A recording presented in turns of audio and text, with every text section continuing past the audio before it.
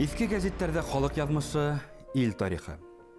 Кызыл Башкортостан газетінің 1938 елдің 7 гыйнвар ханында Гинди Гызаиров деген кеше шагыйрь Мөхәммәтярев хайдың ижадына күзәтү яһай.